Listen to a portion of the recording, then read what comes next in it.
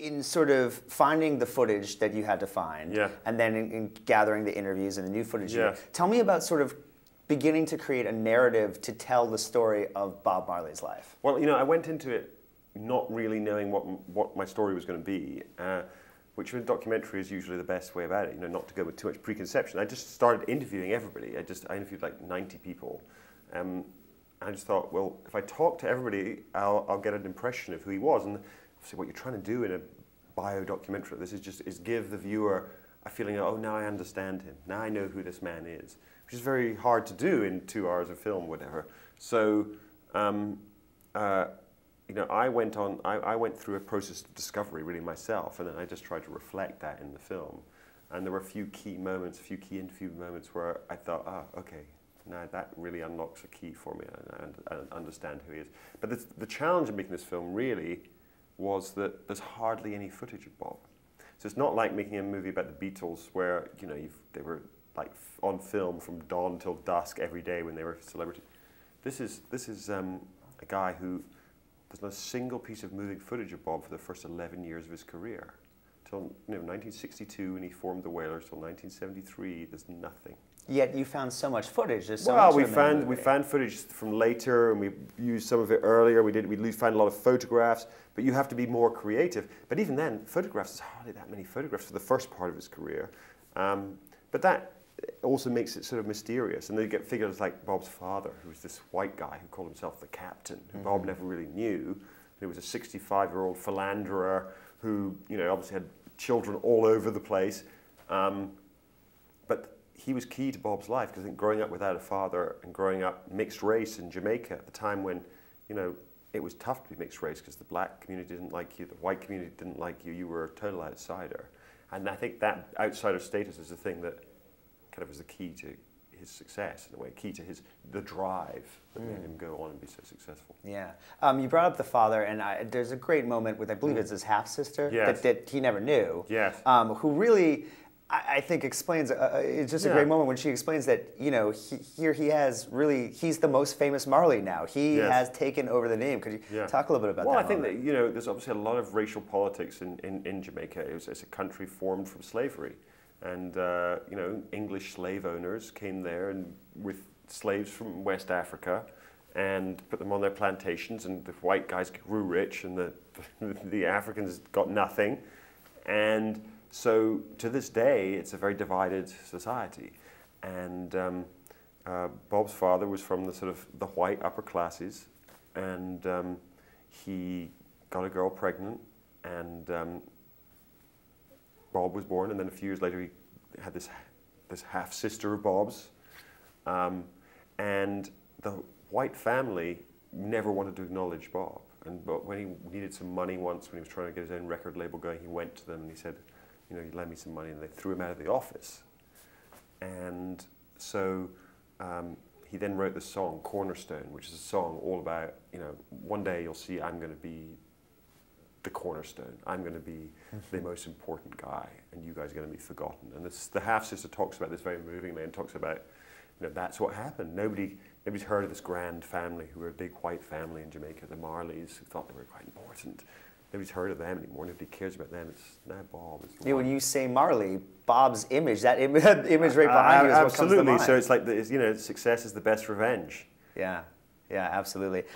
You talked about in making the documentary wanting to sort of unlock something for audiences to understand him a little bit better. What was unlocked for you to you sort of understood as you went along and found out more about him? It's very hard to pinpoint the things that were kind of, you know, unlocked, but I think that part of the motivation in making a film like this, maybe a major motivation, is that Bob's music is so prevalent around us, so ubiquitous, that we kind of don't listen anymore because it's like background. But hopefully by making this movie, by explaining his life and what drove him, you make people listen afresh. So, and that's been that's been one of the great things I've heard from people. You know, oh, I saw the movie, I went out and bought some of his music, and that's of course the great thing. That's what the whole point really of this is. There's no point making a film about a great artist, you know, unless it sends you back to the art. And I hope that's what the movie does. Was it important to really get the music, make the music prevalent and yeah. And, well, we've got like 50 songs in one way or another in the movie. It's a lot of songs in there, and I tried to choose music, you know, that was biographically relevant, you know. So it's not a kind of concert film. This is a film about this man's life. It's sort of trying to find the human being behind the icon. So I tried to, you know, choose bits of music which reflected what was going on in his life at that time. And of course, like a lot of artists, his music is very autobiographical. Yeah, absolutely. There's another great moment towards the end of the film where he's giving this big concert for peace, and he brings these two fighting political parties together. Yes. Was that just out of some sort of innocence, or like it happened in such an innocent sort of way? Did he not even really understand what he was doing? No, I think that he did. I think in his own mind, he knew that's what he was going to bring these two political leaders from the warring factions in Jamaica. And when I say warring, they really were at war. You know, the two political parties both sponsored gangs, and those gangs fought out. Basically, it's almost like a civil war in Jamaica in the 70s. And Bob was caught in the middle of that. And in fact, some gang members came to try and kill him one night, and they shot him. And his manager got like 8 bullets in him. And Bob, after that, fled to England and lived in England for a while. With Miss World, wouldn't we all like to do that? And he lived in England with Miss World, and then he came back to give this peace concert, which was going to be a concert to bring the two warring parties together. And he got up on stage, and they could easily have killed him again. That's the amazing thing. You feel it. There's almost this Christ-like presence to him. He's like standing up there, singing his heart out in this, almost in this trance state. He's performing so brilliantly. And then he says, okay, I want to get the two leaders of the political party, the Prime Minister and the leader of the opposition. I'm going to bring them up on stage. And they're both like really awkward and sort of don't know what to do. But they come up and he holds their hands together and holds them above their head. And it's really incredibly powerful moment. And again, it's indicative of what makes Bob so different than any other popular figure in music, which is that he had an impact in the real world. And he continues to have that impact. You know, the movie ends with this montage of people around the world still listening to Bob and finding Bob relevant in India and Tibet and Japan and Africa. And of course, also in Tunisia and in Tahrir Square in Egypt, they were singing Get Up, Stand Up during the Arab Spring. And in the very place in Tunisia where you see it at the end of the film, but it's not explained what it is, you see this mural, bit of graffiti along walls, Get Up, Stand Up for your rights.